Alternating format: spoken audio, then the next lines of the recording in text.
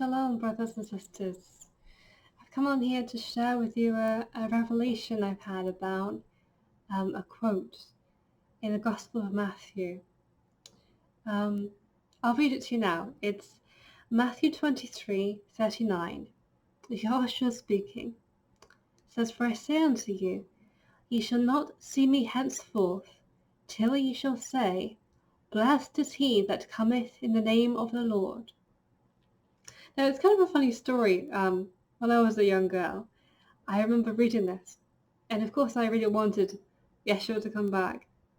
And so I remember standing outside the garden, I think I was sweeping up leaves in the autumn. And I said, "Blessed is he that comes in the name of the Lord." And I was like, "You should come back. I've said it." it was one of those silly girl moments, but and I was thinking about it again earlier on the Sabbath, and it struck me because I've just done this video on Marcion and the heresy, the Gnostic heresy, and Yahweh, and of course I know that when Lord is in capitals, all capitals in the King James Bible, that means it's replacing the Tetragrammaton, the sacred name of Elohim, Yahweh, or Yahuwah. I was like, oh, because what I realized, I was like, hang on, this is then saying that when someone says, "Blessed is he who comes in the name of Yahweh." Okay, and now you're going, "Oh yes, Hazel, but this is the New Testament. This is not Hebrew." Well, yes, one thing I could say, which is true, if you look at the early church fathers, I think it was Eusebius, wrote that Matthew was originally written in Hebrew, and they had copies of it then, and then it was written into Greek. So, but I can do better than that, you see, because Yehoshua is actually using the Hebrew scriptures here. He's referring to the Hebrew scriptures. He did this so often. He never annulled anything. He was always using the scriptures that spoke of him. Okay? So this is actually from Psalm 118.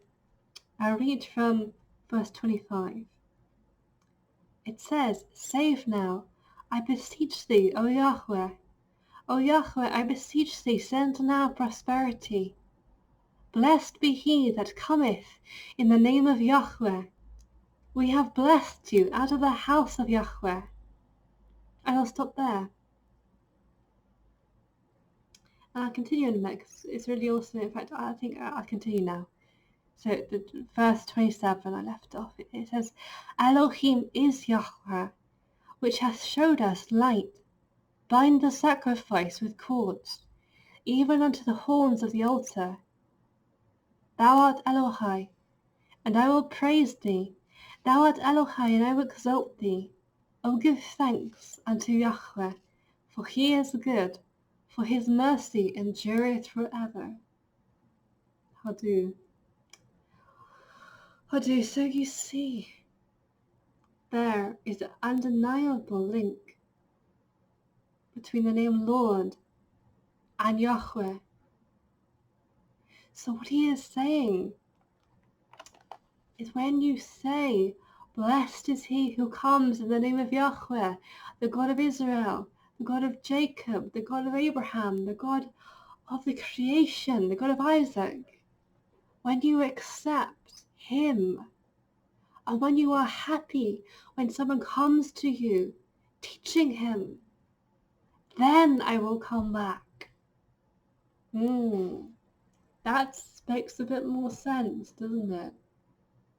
That makes a bit more sense once we've repaired that breach, once his people have come to an understanding of who he truly is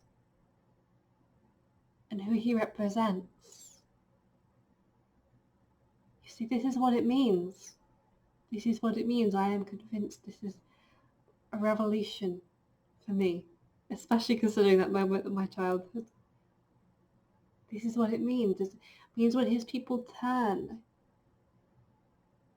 and when we go back to the Hebrew roots of our faith, the true, and stop all this division, and stop all of this hatred and division that I see. We need believers who will love the church, who will love them, and in that love will correct them, and will say to them, you don't know who you're worshipping, because you have rejected the Torah, you have rejected the Tanakh, you have rejected the God of Abraham, you have rejected Elohim Yahweh. Let me teach you about him. Let me reveal to you about him, and how actually this person you're calling Jesus is Yehoshua, and tell them in love and teach them that they are not somehow under no obligation to keep Torah. They are under no condemnation of their sin. We need to explain these things to them. We need to teach and instruct his people so that they will say and bless you and bless those that coming in the name of Yahweh. He is stirring up people right now. He is stirring up men and women right now to go in the name of Yahweh. He is going to send us out into this world. He's going to send us out speaking truth. He is going to send us out with the power of the Ruach, or the Ruach will be speaking through us and will be destroying the strongholds of Satan, the strongholds of the devil. He will be destroying the lies, which are the strongholds in people's minds. He will be breaking off the deceit and the lies that have built up over so many generations, that have been handed from father to son. These pagan traditions that have been handed down generations. He is going to break that, and this generation are going to be freed if we are obedient to what he is calling us to do. If we let go of our pride, if we stop wanting to be better than everyone else, if we stop wanting to be superior to everyone else, and rather than that we humble ourselves and we care for those who are misinformed, who are deceived, if we reach out to them in love, not condemnation, to bring them to Yehoshua, to bring them into the light, out of the darkness, out of the mixture, out of the idolatry. This, all of this is in that one verse. So maybe you are one of those ones he's calling today. Or maybe you are one of those ones who he wants to call through me. He wants to set you free from those lies. I am here. Reach out to me. I will put my email below in this video. Whichever one you are, whether you are someone he is calling to be a representative of him, or whether you are someone that hears what I say and it resonates in your spirit, it stirs you, you know that there's truth in what I'm saying, that there's something wrong with the church, that yes, we do need to go back to how it was, then reach out to me. Comment, send me an email. Listen, this is the time. This is the time for turning. This is the time to go back to the old past, to the ancient past, to seek the face of Elohim, to seek the face of the God of Abraham, to seek for those berries, those covenants, to seek to be bonded to our Creator, to seek to understand our childhood. You see, it's like my story of when I was an adult. I separated my mind from my childhood. I severed from it, and I was like, now this is who I am. But I had to go back. I had to go back, and I had to bring down that wall. I had to bring down that wall And I had to accept my past, my birth, my childhood, what brought me to this point, what matured me. And it was sometimes unpleasant to accept all that had been. But now I am whole. Now I am healed. Now I have shalom, wholeness, completeness, health, peace with my Creator. And I want you all to have that. And you need to accept the whole of your faith, the whole of it, the fullness of it. You need to come to the fullness of understanding of who you believe in, of who your Messiah is. And those of you in the Hebrew roots, you need to show more love. You need to stop this bad mouthing, this condemning talk, this puffed up, this pride. We need to be shining the light of our Messiah into this dark world. We need to be the light and the salt of the earth. And if the salt has lost its saltiness, it is good for nothing. This is a warning, or a proof from Elohim. Make sure your salt is good, because if you have lost it, he has no use for you. Now you are just a bad example upon him. Now you are just a bad representative of him, and he will rid himself of you. He will not be mocked. Elohim will not be mocked.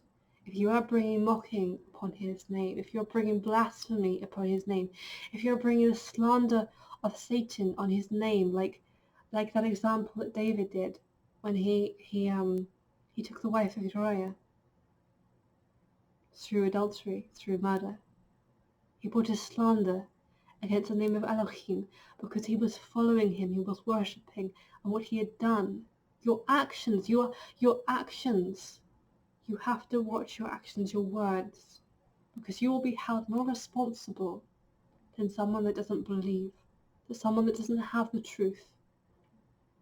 He is holding you responsible to be a good representative of him. And if you are not, you need to turn, you need to change. This is a warning to you. Okay? So please accept this. And please change, because I know this is not me speaking right now. This is the Ruach speaking through me. Okay? And yes, speaking through a woman. Indeed, I know, it's shocking, but I'm not prideful. I know my place. This is why I wear my scarf. I know under whose authority I am, under whose headship I am. And if Elohim can use a donkey to correct a man, he can use a woman to correct a man also. And if you're too proud to admit that, then that's another problem you have to take to him and you have to ask for help with. Okay, so yeah, this is what he wants me to say. This is what I will say. And just take heed. Take heed to yourselves. Examine yourselves.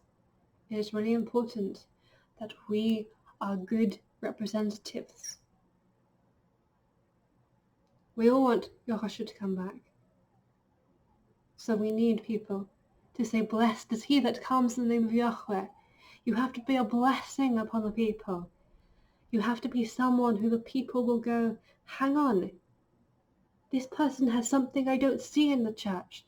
This person has a light about them, a kindness, a love in them, a truth in their words that they speak that pierce my heart. Like when Peter spoke on Shavuot, when he was filled with the Ruach HaKodesh, and the people's hearts were pierced. They were like, this person's speaking truth. We feel guilty of killing the Messiah. What do we do? And 3,000 souls were added to the kingdom of heaven that day. That is the power that can manifest, that can come through us once we're obedient, once we're into submission. Submission is the key. Submission to his will. You see, I'd rather be going to sleep right now. I'm tired. But he said, no, Hazel, you come on here, you tell them this. I am in submission to his will so entirely that my own will no longer matters. What I want no longer matters. I will do his will despite myself. And that is what Yehoshua showed us, because he submitted to Abba's will, to his father's will, despite what he wanted. Do you think he wanted to be humiliated? Do you think he wanted to be mocked and beaten and whipped? Imagine you were facing that right now. What would you do? You'd run the other way, be honest with yourself. You'd run the other way. But he didn't. He submitted himself to Abba's will. And that's what you need to do, to submit yourself to Abba's will and imitate Mashiach. Okay? So that is all I have to say. And may Elohim bless you, and may these words touch your heart and stir you to the calling he has for you. Shalom.